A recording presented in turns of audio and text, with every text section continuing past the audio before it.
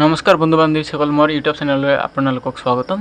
আৰু যিখন কম্পিউটাৰৰ বেছি কিছুমান জানকাৰী থাকে সেইবোৰ আমি দিব বিচাৰিছোঁ, কাৰণ কিবৰ্ড এখনত কম সময়ৰ ভিতৰত আমি কেনেকৈ অধিক টাইপিং কৰিব পাৰি আৰু ফাষ্ট কিবৰ্ডত টাইপিং কৰাৰ কি প্ৰচেছ আছে সেইবোৰৰ বিষয়ে আমি আলোচনা কৰি আছোঁ। বৰ্তমান যেতিয়া কোনো এটা মানুহে প্ৰথমে কম্পিউটাৰ শিকিবলৈ যায়, তেওঁক প্ৰথমে শিকাব লাগে যে কম সময়ৰ ভিতৰত আমি কেনেকৈ কিবৰ্ড চলাব লাগে আৰু কোনখন আঙুলিৰ দ্বাৰা কি আখৰ টাইপিং কৰা হয় সেই বিষয়ে আমি ইয়াত উল্লেখ কৰা হৈছে।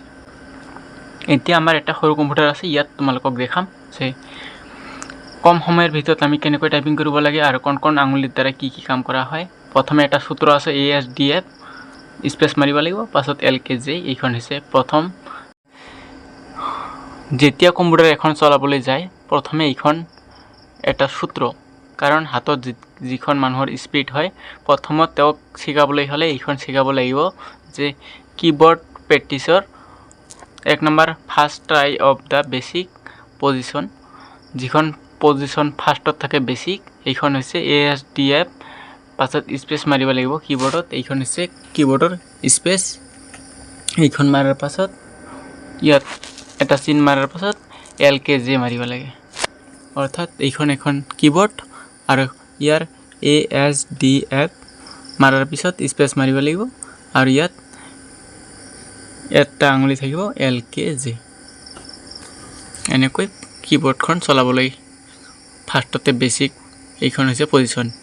এইখন পজিশ্যন যেতিয়া হাতত আহি যায় তেতিয়া মানুহৰ হাতৰ স্পীড বহুত বাঢ়ি যায় আৰু কম সময়ৰ ভিতৰত কম্পিউটাৰ এখন চলাব পায়। এইখন হৈছে কম্পিউটাৰৰ first position of keyboard practice, first try of the basic position, ASDF space, পাছত LKJ।